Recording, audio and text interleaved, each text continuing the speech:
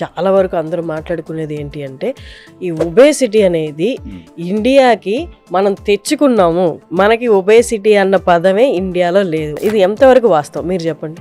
చిన్నప్పుడు చూసినప్పుడు ఎవరు చూసినా బక్కపీను అనేవాళ్ళు అందరినీ, ఎందుకంటే సన్నంగా ఉండే కట్టి మాదిరి ఉండేవాళ్ళు. ఇప్పుడు ఎవరు చూసినా బస్తా మాదిరి ఉండరు, ఎందుకంటే అది మామూలు అయిపోయింది.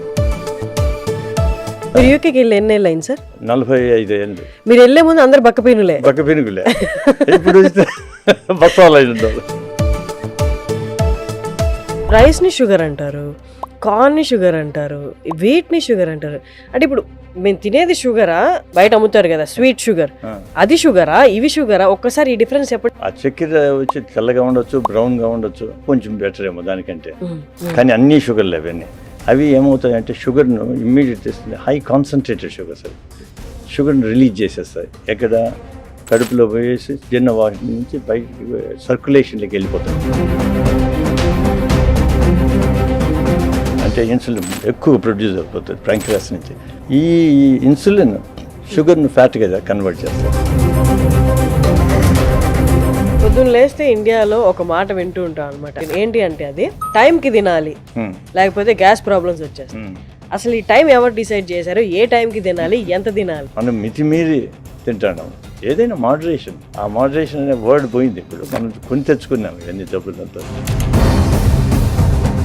బాటిల్లో ఒక 300 ml 25 grams ఉన్నాయి, బ్రహ్మాండంగా ఉండదని తాగేది. దాంతో ఏమైంది, మనకు డైలీ రిక్వైర్మెంట్ 25 grams కంటే తక్కువ ఉండాలి. ఇంకా నువ్వు తినే ఫుడ్లో షుగర్. వాడు ఇంకా తెలివిగా ఏం చేస్తారంటే మార్చేసి జిమ్ మిక్స్ మార్చేస్తారు. Coke zero, sugar free, diet coke, అన్నిట్లో ఏమంటారు కెమికల్స్ పెడతారు. Diet Coke is dangerous. Chemicals కదా, అట్లీస్ట్ ఇది షుగర్ అని తెలుసు, అదేం చేస్తుంది తెలియదు కదా.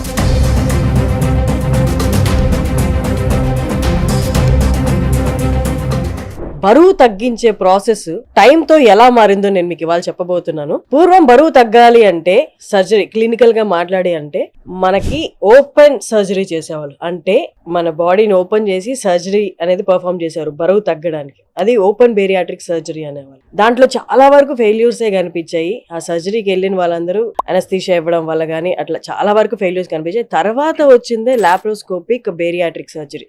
మనిషి బాడీ మీద కత్తి పెట్టాల్సిన అవసరం లేకుండా చిన్నపాటి హోల్స్, ఇంజెక్షన్స్ ద్వారా ఈ సర్జరీ అనేది పర్ఫామ్ చేస్తారు. ఇది మొట్టమొదటిసారిగా చేసింది మన తెలుగు వారే. అది యూకేలో మొదలు పెట్టారనమాట. ఇప్పటికి 28 years అయింది వారు ఈ జర్నీ స్టార్ట్ చేసి. ఎంతో మంది ఒబేస్తో బాధపడే వాళ్ళని ట్రీట్ చేశారు ఇండియాలో and at the same time యూకేలో ఆయన పైనీర్ అని చెప్పొచ్చు అనమాట ఈ లాప్రోస్కోపిక్ బేరియాట్రిక్ సర్జరీకి. డాక్టర్ కేశవ్ రెడ్డి మున్నూరు గారి వాళ్ళు మనతో ఉన్నారు. బేరియాట్రిక్ సర్జరీలో హీఈస్ ద పైనీర్. నమస్తే సార్. నమస్తే సార్. మీకు 28 years ఆఫ్ ఎక్స్పీరియన్స్ ఉంది ఈ ఫీల్డ్లో. ఫస్ట్ ఎలాంటి సర్జరీలు జరిగేది, నెక్స్ట్ ఏంటి, మీరు తీసుకొచ్చిన ఇన్వెన్షన్ ఏంటి ఒక్కసారి చెప్పరా? నేను ఇప్పుడు ఇంగ్లాండ్లో ఉన్నప్పుడు బేరియాట్రిక్ సర్జరీ, ఓపెన్ సర్జరీ చేసేవాళ్ళు ముందు అది నిలిపేసేసారు. అప్పుడు ఏమైందంటే 1998లో రాయల్ లండన్ హాస్పిటల్లో ఉన్నప్పుడు అక్కడ మాకు పెద్ద ఒబిసిటీ క్లినిక్ ఉన్నది. వాళ్ళ బిఎంఐ ఏమంటే 50 నుంచి 100 వరకు ఉండేది. వాళ్ళని ఆపరేట్ చేసేదానికి ఎవరు లేరు. ఆ టైంలో అప్పుడు ప్రొఫెసర్ పీటర్ కోపల్మన్ అడిగారు, మీరు చేయగలుగుతావని. ఓకే అనేసి ఐ టుక్ ది ఛాలెంజ్. ఇది ఎప్పుడు సార్? 98లో. దానికి ముందు వరకు అంత ఓపెన్ చేసేవాళ్ళు. ఓపెన్ చేసి బేరియాట్రిక్ సర్జరీ అంటే ఏంటి సార్, అసలు ఏం చేసేవాళ్ళు? అంటే ఎన్నో రకాలు ఉన్నాయి. ఒకటి వచ్చి బ్యాండ్ అని పెట్టేవాళ్ళు, ఒక రింగ్ మాదిరి పెట్టేది స్టమక్ సైజ్ తగ్గించేదానికి. ఓకే. తర్వాత అది కాంప్లికేషన్స్ వాటితో నిలిపేసేసారు. తర్వాత మనకి ఫుడ్ తింటే వెళ్ళి ఒక సంచిలా ఉంటుంది ఇక్కడ, ఆ సంచికి బ్యాండ్ వేసేసారు. కాబట్టి కొద్దిగా తింటే కడుపు నిండిపోతుంది, ఫుల్నెస్ వస్తుంది, దానివల్ల నిలిపేసేది. బాగానే ఉండదు కాన్సెప్ట్. కానీ దానికి ఫారిన్ బాడీ కదా, ఫారిన్ బాడీ అయినప్పుడు ఏమవుతుంది అంటే అది కట్ చేస్తుంది స్టమక్ లేకి, ఇన్ఫెక్షన్ వస్తుంది, కాంప్లికేషన్స్, కొన్నిసార్లు స్లైడ్ అయ్యేసి వామిటింగ్ వచ్చి ఎన్నెన్నో ప్రాబ్లమ్స్ వచ్చినాయి. ముందు మేము లాప్రోస్కోపీ చేసినప్పుడు అది కూడా చేసినాము, ఎందుకంటే అదైతే ఈజీ ఏమో అనుకుని. But within no time ఏమని అనిపించిందంటే ఈ ఆపరేషన్ వల్ల కాంప్లికేషన్స్ ఎక్కువ అవుతున్నాయి, కానీ మనుషులు బరువు తగ్గేదే లేదనేసి నిలిపేసి మిగతా ప్రక్రియలు పోయినాం. స్టమక్ చిన్నది చేసేదానికి, అంటే బ్యాగ్ లైక్ స్టమక్ సంచి మాదిరి ఉండేదాన్ని ఒక ట్యూబ్ మాదిరి చేసేసాం. తర్వాత ఇంకోటి బైపాస్. స్లీవ్ అనేది మళ్ళీ లేటర్గా వచ్చింది, కానీ బైపాస్ ఒక 1950s ఉన్నాయి. ఇప్పుడు బస్ డ్రైవర్కు నేను బైపాస్ చేసినానంటే వాడికి హైపర్లు వచ్చి పడిపోతాడు. వానికి అది అప్రాపరియేట్ ఆపరేషన్ అయినా అతని పనికి అది పనికి రాదు కాబట్టి స్లీవ్ చేసేస్తాం. సో దట్ ఆ ప్రాబ్లం రాకుండా ఉండదు. సార్ కానీ ఇప్పుడు బయట చెప్పేది చాలా వరకు అందరూ మాట్లాడుకునేది ఏంటి అంటే ఈ ఒబేసిటీ అనేది ఇండియాకి మనం తెచ్చుకున్నాము, మనకి ఒబేసిటీ అన్న పదమే ఇండియాలో లేదు. మనకి అన్నం తిన్నా ఏం తిన్నా మనం చేసే కష్టానికి ఎప్పుడు ఒబేసిటీ ప్రాబ్లం అనేది లేదండి. ఇది ఎంతవరకు వాస్తవం మీరు చెప్పండి. మనకు ఏమైందంటే మనం అంతా సన్నంగానే ఉంది. మేము చిన్నప్పుడు చూసినప్పుడు ఎవరు చూసినా బక్కపీను కానివ్వాలి అందరినీ, ఎందుకంటే సన్నంగా ఉండేవాళ్ళు, కట్టి మాదిరి ఉండేవాళ్ళు. ఇప్పుడు ఎవరు చూసినా బస్తా మాదిరి ఉండరు, ఎందుకంటే అది మామూలు అయిపోయింది. మీరు యూకేకి వెళ్ళి ఎన్ని ఏళ్ళు అయింది సార్? 45 ఏళ్ళు. మీరు వెళ్ళే ముందు అందరు బక్కపీనులే. ఇప్పుడు బస్తాలు అయి ఉండవు. ఏం చేస్తావు? ఇది మనం బారో చేసుకునేది ఏమంటే lifestyles of America we borrowed, దానివల్ల దెబ్బతిరిపోయింది. ఇంకోటి మన ఫుడ్ తినేది, ఏ ఫుడ్ తింటాం. ముందు మేము మా కాలంలో పెస్టిసైడ్స్ వెరీ రేర్, పెస్టిసైడ్స్ వాడకపోతే ఇది మంచిది కాదు మీరంతా వాడాలనేవాళ్ళు. ఇప్పుడు పెస్టిసైడ్స్ వాడితే మీకు అంత జబ్బులు వస్తాయి. కానీ అప్పట్లో ఎట్లా పండించేవాళ్ళు సార్? అన్ని ఎకరాల పంట పెస్టిసైడ్స్ లేకుండా పురుగు పట్టేది కదా. అంటే మంచి వెరైటీస్ ఉన్నాయి. వెరైటీ ఇప్పుడు రైస్ కూడా అవి అన్ని మంచి రైస్ ఉన్నాయి. అప్పుడు అవి 6 నెలలు పడతాయి, వీళ్ళు 3 నెలలు 2 నెలల్లో పండాలంటే వాటికి ఎంత పెస్టిసైడ్స్, దానికి different modified gene modified foods. మనం తినేదంతా జీన్ మాడిఫైడ్ ఫుడ్స్ తినడం మొదలుపెట్టి. ఇప్పుడు రైస్ ని షుగర్ అంటారు, కార్న్ ని షుగర్ అంటారు, వీట్ ని షుగర్ అంటారు. అంటే ఇప్పుడు మేము తినేది షుగరా? ఇప్పుడు మామూలుగా మనకి బయట అమ్ముతారు కదా స్వీట్ షుగర్, అది షుగరా ఇవి షుగరా? ఒక్కసారి ఈ డిఫరెన్స్ చెప్పండి. Why they are called sugars? Sugars అంటే మనకు ఫుడ్స్లో యాక్చువల్లీ షుగర్ ఉండేది మామూలుగా మనకు తెలుసు. ఆ చక్కెర వచ్చి తెల్లగా ఉండొచ్చు, బ్రౌన్గా ఉండొచ్చు, కొంచెం బెటర్ ఏమో దానికంటే. ఆ జాగ్రత్త కొంచెం బెటర్ ఏమో, కానీ అన్ని షుగర్లు అవన్నీ. అవి ఏమవుతాయంటే షుగర్ను ఇమ్మీడియట్ చేస్తుంది. హై కాన్సన్ట్రేటెడ్ షుగర్స్ అవి షుగర్ను రిలీజ్ చేసేస్తాయి. ఎక్కడ కడుపులో పోయేసి జీర్ణవాహి నుంచి బయటికి సర్క్యులేషన్లోకి వెళ్ళిపోతాయి. అవి షుగర్ ఎంత క్విక్గా ఇస్తే దీన్ని హై గ్లైసిమిక్ ఇండెక్స్ ఫుడ్స్ అంటారు. రైస్ కూడా అదే మాదిరిదే, అంత లేకుండా కొంచెం వెనకల. నెక్స్ట్ స్వీట్స్ కంటే వెనకల, చాక్లెట్స్ బిస్కెట్స్ వాటికంటే కొంచెం వెనకల అంతే. కానీ ఇవి కూడా అవే చేస్తాయి. ఈ షుగర్ వల్ల ఏమవుతుందంటే ఈ అబ్జార్బ్స్ ఇన్సులిన్ వచ్చి సర్జెస్ హ్యాపెన్, అంటే ఇన్సులిన్ ఎక్కువ ప్రొడ్యూస్ అయిపోతుంది ప్యాంక్రియాస్ నుంచి. ఈ ఇన్సులిన్ షుగర్ను ఫ్యాట్గా కన్వర్ట్ చేస్తుంది. Therefore, it's not the fat is being converted fat. Sugar is being converted to fat. మేము షుగర్ ఫ్యాటే తినలేదు అండి. మేము అసలు దాంట్లో ఆయిల్ కూడా వేసుకోమండి. ఆయిల్ వేసుకోకుండా తినేదంత షుగర్ కదా, ఇది బికమ్స్ ఆయిల్. అది అంటే ఇంత రైస్ తింటే ప్యాంక్రియాస్ ఎక్కువ ఇన్సులిన్ రిలీజ్ చేయడం వల్ల this all converted to fat. మేము ఒక 2012లో ఒక 200 కేసెస్ చేసిన ఆపరేషన్స్ కూడా ప్రజెంట్ చేసిండు ఇంటర్నేషనల్ బాడీకి. ఎట్లా ఇది ఎఫెక్ట్ అవుతుంది, సర్జరీ ఎట్లా ఎఫెక్ట్ అవుతుంది, వెయిట్ లాస్ తక్కువ, హార్మోనల్ చేంజెస్ వచ్చినాక ఎట్లా మారుతారు, వీళ్ళు డయాబెటీస్ డిసప్పేర్ అవుతుంది. ఒబిసిటీ కొద్దీ వాళ్ళకు డయాబెటీస్ కూడా వచ్చేస్తుంది. అంటే ఇప్పుడు డయాబెటీస్ అనేది ఇండియాలోనే లేదు అసలు. ఎప్పుడైతే ఈ షుగర్ కన్సంప్షన్ అనేది ఎక్కువైందో అప్పుడే వచ్చింది అని అంటున్నారు. అంటే దానికి ముందు ఇండియన్స్ ఏం కన్స్యూమ్ చేసేవాళ్ళు సార్? అంటే షుగర్ అనేది మనకి లేటర్ ఆన్ ఇంట్రడ్యూస్ అయింది ఇండియాకి అన్నారు. దానికి ముందు వాళ్ళు తీపి పదార్థం అంటే ఏంటి అసలు ఇండియాలో? తీపిలు తింటా ఉన్నారు, బట్ అంత తినేది మనకు తాటి బెల్లం ఇవి తాటి బెల్లము అవి డిఫరెంట్, స్లైట్లీ డిఫరెంట్. అందువల్ల ఈ ప్రాబ్లం లేకుండా ఉండేది. మనకేమంటే షుగర్ దొరకాలంటే అప్పుడు కాస్ట్లీ, రేషన్ కార్డులను పెట్టారు, మళ్ళీ ఆ షుగర్ దొరికేదే కష్టం. ఎప్పుడో ఒకసారి స్వీట్ తింటే, ఏది పండగకో పబ్బానికి తినేవాళ్ళు. ఇప్పుడు రోజు తినాలి, తెల్లవారితే మధ్యాహ్నం సాయంత్రం చాక్లెట్, లేకుంటే ఈక్వలెంట్ చాక్లెట్స్. ఏమంటే ఫుడ్ లేనప్పుడు ఏం చేయాలా, మన బాడీ ఒంటిని మాత్రం స్టోర్ చేసుకోవాలి. ఇప్పుడు మన బాడీలో కూడా మనం స్టోర్ చేసుకోవాలి. అది ప్రొటెక్టివ్ మెకానిజం. ఈ జీన్స్, ఆ జీన్స్ ఏమైపోయినాయి ఇప్పుడు, అవి వచ్చి మనకు కష్టం అయిపోయినాయి. ఎందుకంటే food is available everywhere. Sir ఇప్పుడు మీరు 40 years యూకేలో ఉన్నారు అండ్ బేరియాట్రిక్ సర్జరీలో you are there and 28 years అయిపోయింది మీరు స్టార్ట్ చేసిన. అసలు ఇక్కడ ఫుడ్, అక్కడ ఫుడ్, ఇక్కడ జనాలు పాటించాల్సిన ఫుడ్ విషయంలో అక్కడ ఆల్రెడీ పాటిస్తున్నవి కొన్ని చెప్పండి సార్. ఎందుకు main reasons for obesity in India and UK? Main reasons in India వచ్చి ఏది food. First is the food type of food we consume. అంటే మనం అంతా high sugary foods, high GI foods అంటారు, గ్లైసెమిక్ ఇండెక్స్ ఫుడ్స్. వాటి వల్ల sweets, మన rice ఎక్కువ, కూరలు తక్కువ, వెజిటబుల్స్ ఇవన్నీ తగ్గిపోయినాయి మనం. And vegetables and fruits are protective to the body, cell protectors, antioxidants. మన ఫుడ్ అంతా మారిపోయింది. పసుపు వేస్తావు నువ్వు, దట్స్ యాంటీ ఆక్సిడెంట్. మర్చిపోయినారు జనాలు. ఆల్ యాంటీ ఆక్సిడెంట్ ఫుడ్స్ అంతా మారిపోయినాయి. అట్లే దాంతోపాటు స్వీట్ కూడా ఉంటాయి కదా, ఇంకా మిగతా ఫుడ్ అంతా. అంటే ఎంతో తింటారు, ఇంత కర్రీ తింటారు, ఇంత రైస్ తింటారు. దాంతో ఏం లాభం? రైస్ కొంచెం ఉండాలి, పిడికిడు, అంతకంటే ఎక్కువ ఉండకూడదు. అంత పైన ఉండిందంటే నువ్వు ఊరికి అన్నెసరిగా నువ్వు బాడీని డ్యామేజ్ చేసుకుంటున్నావు.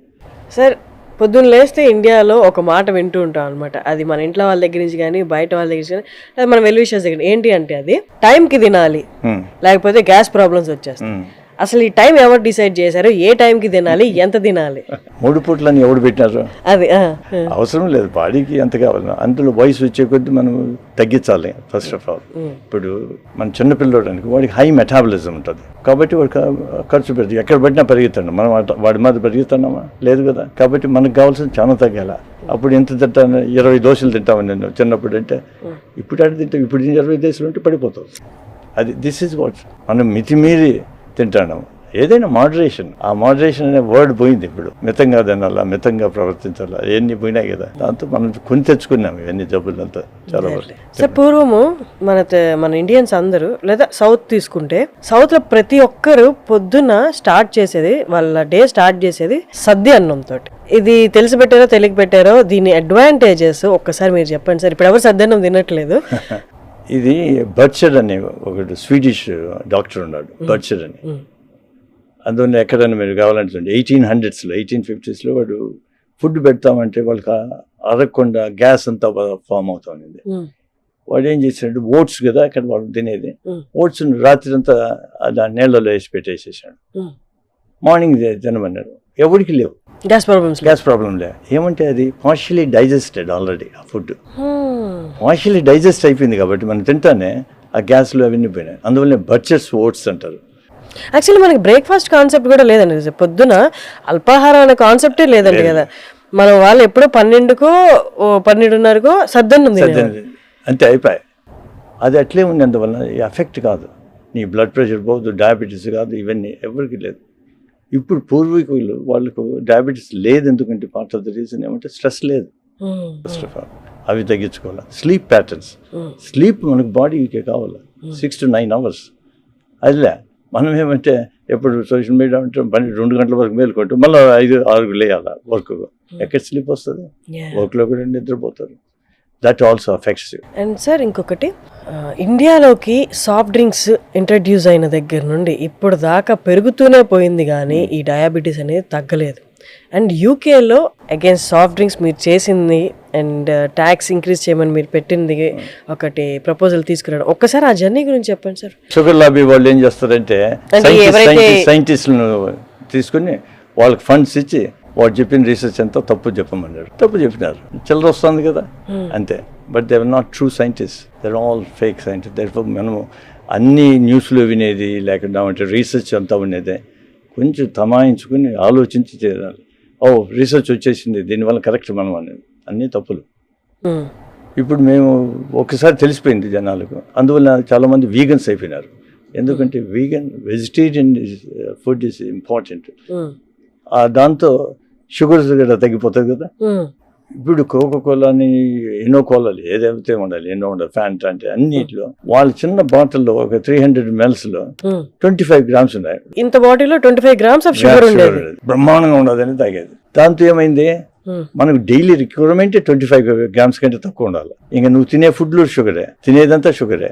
నువ్వు more than your requirement, you already had it with one soft drink, energy drinks. And childhood the most important. ఇప్పుడు మీరు అంటారు కదా ఏమి స్టేజెస్ మనం ఏమి తీసుకోవాలా, ఇవంతా చైల్డ్హుడ్ నుంచి స్టార్ట్ అవుతుంది. చైల్డ్ కాదు, ప్రెగ్నెన్సీ స్టార్ట్ అవుతుంది. అందువల్ల అక్కడ కూడా ఇంగ్లాండ్ లో కూడా ఇప్పుడు ఆల్కహాల్ నిలిపేసేసారు డ్యూరింగ్ ప్రెగ్నెన్సీ. అది ఎఫెక్ట్ అవుతుంది కదా. ఫుడ్ నిలిపేసేసారు వాళ్ళు కూడా తాగేది. అంటే అది ఇవి education, you change mind set and total life style for people.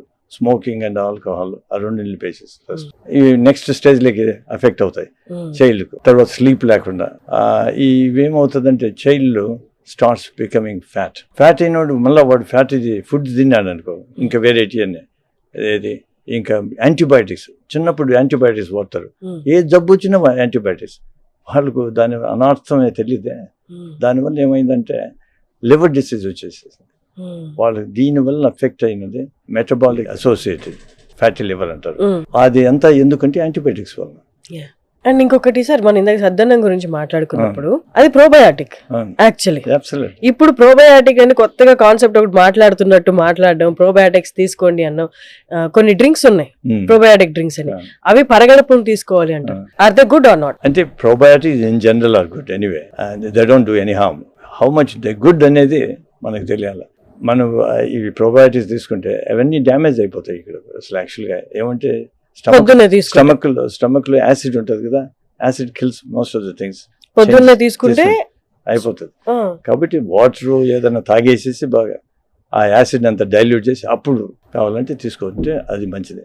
Okay. So ఎవరైతే ప్రోబయాటిక్ తీసుకుంటున్నారో పరగడుపునే కాకుండా కొంచెం వాటర్ తాగి ఫ్లష్ అవుట్ అయిన తర్వాత దే కెన్ హ్యావ్ ఇట్. ఇప్పుడు కాఫీ తాగేది కూడా అంతే కదా, నీళ్లు తాగేసేసి మళ్ళీ కాఫీ తాగుతాం. ఎందుకంటే ఇరిటేట్ చేస్తుంది. కొందరికి ఇరిటేట్ కాదు, but most of the people irritate. అందువల్ల నీళ్లు తాగేస్తే కొంచెం అదంతా సర్ఫేస్ అంతా ఇది అవుతుంది, అప్పుడు కాఫీ తాగిన పర్లేదు. Okay sir, according to Indian climate, ఇక్కడ ఉన్న ఎన్వైరన్మెంట్ ప్రకారము మార్నింగ్ టు ఈవినింగ్ వాళ్ళు ఏం తినాలి, ఎప్పుడు తినాలి, ఎన్నిసార్లు తినాలి? మనిషికి అవసరం ప్రకారం తినాలి. నెంబర్ 1, ఆకలి వేసినప్పుడు తినాలి. ఆకలి కాకుంటే తినొద్దు. ఈ పొద్దున మధ్యాహ్నం సాయంత్రం డిన్నర్ అవేమి నేను ఫుడ్ తిన్నాను అనుకో నిద్ర వచ్చేస్తుంది, నిద్రపోతుంది. మనకి అవసరమైనంత తినాలా, తినకూడదు. అవసరం ఏముండదు, తక్కువ తింటే మంచిది కదా. మనం తినేదానికి బతుకుతున్నామా, బతికేదానికి తింటున్నామా, అది తెలుసుకోవాలి. అది తెలుసుకోవడానికి చాలా టైం పట్టేస్తుంది సార్. కదా, అది ఎర్లీగా తెలుసుకుంటేనే మేలు. Early the better. తర్వాత ఫుడ్స్, ఎటువంటి టైప్ ఆఫ్ ఫుడ్స్. మనం జనరల్ గా ఇంతకుముందు నాన్ వెజిటేరియన్ అనేవాడు కూడా వన్స్ ఏ మంత్ తినేవాడు, కాబట్టి ఆల్మోస్ట్ వెజిటేరియనే. మరి ఫిష్ మంచిది, ఎగ్స్ మంచిది. ఇవి ఫిష్ ఇస్ జనరలీ ఓకే, ఎందుకంటే ఆ ఫిష్ ఎక్కడి నుంచి వచ్చింది అయ్యి చూడాలి కదా. అది మనం అంతా రీసెర్చ్ చేయలేం కాబట్టి ఆలోచించండి. ఇప్పుడు వాడు ఇంగ్లాండ్ లో సాల్మన్ ఫిష్ మంచిది అని తిన్నారు, కానీ సాల్మన్ ఫిష్ నీకు న్యాచురల్ నుంచి వచ్చేది తక్కువ, అవి పట్టేది కష్టం. వీళ్ళు గ్రో చేయడం మొదలు పెట్టాడు ఎడిన్బరా, స్కాట్లాండ్ లో. దేంట్లో ఉంటుంది, దాంట్లో మెర్క్యూరీ లెవెల్స్ ఎక్కువ ఉంటాయి. Mercury better to kill other things. పాయిజనే, mercury పాయిజనే.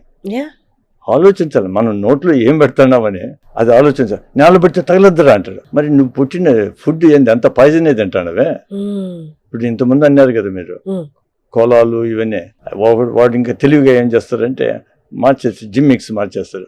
Coke zero, sugar free, diet Coke, whatever, అన్నిట్లో ఏమంటారు కెమికల్స్ పెడతారు. Diet Coke is dangerous. Even dangerous. మాల్ కోక్ అని diet Coke is more dangerous. Chemicals కదా, at least ఇది షుగర్ అని తెలుసు, అదేం చేస్తుంది తెలియదు కదా. అది ఇంకొన్ని ఏళ్ళు. ఇప్పుడు now they are saying that they cause cancers, obesity. Therefore diet Coke తాగుతున్నాను మంచిది అంటే లేదండి, అన్నీ అంతే. మామూలు మంచి నీళ్ళు తాగు, లేకుంటే టెంకాయ నీళ్ళు తాగు, ఇంకా ఫ్రెష్. అది తర్వాత మజ్జిగ నీళ్ళు తాగు ఇంట్లో ఉంటే. సింపుల్ థింగ్స్ మనకు అన్నెసరీగా మనం కొని తెచ్చుకోవడమే. సో 25,000 పైగా పేషెంట్స్ ని ట్రీట్ చేసి, అది కూడా ఏంటి యూకే లాంటి దేశంలో. యూకేతో కంపేర్ చేస్తే మన పాపులేషన్ చాలా ఎక్కువ. అలాంటి కంట్రీలోనే 40 ఏళ్ళు ఉన్నారు, 28 ఏళ్లకి పైగా బేరియాట్రిక్ సర్జరీలో ఉన్నారు. So 25,000 plus patients and 7,500 plus surgeries అన్నమాట. ఇప్పుడు ఇండియాకి వచ్చారు, వారి స్వదేశానికి వచ్చారు. ఇప్పుడు మీ అందరి కోసం అవైలబుల్ లో ఉన్నారు. సార్ని కేశవరెడ్డి గారు, డాక్టర్ కేశవరెడ్డి గారిని మీరు ఎలా రీచ్ అవ్వాలి అని అనుకుంటున్నారా, నేను డీటెయిల్స్ అన్ని కింద ఇస్తాను. మీరు డైరెక్ట్ గా డాక్టర్ గారిని మీరు రీచ్ అవ్వచ్చు. ఆయన ఇంకా మీదట ఇండియాలోనే ఉండబోతున్నారు. Thank you so much sir. Finally మీరు ఇండియాలో మా అందరి కోసం వెనక్కి తిరిగి వచ్చి మా అందరి కోసం మీ ఎక్స్పీరియన్స్, మీరు అక్కడ ట్రీట్ చేసిన ఎక్స్పీరియన్స్ దగ్గరికి వచ్చారు కాబట్టి మీ ఎక్స్పీరియన్స్ గురించి నేను చెప్పాల్సిన అవసరం లేదు, చూసిన వాళ్ళందరికీ అర్థమై ఉంటుంది. Thank you so much sir.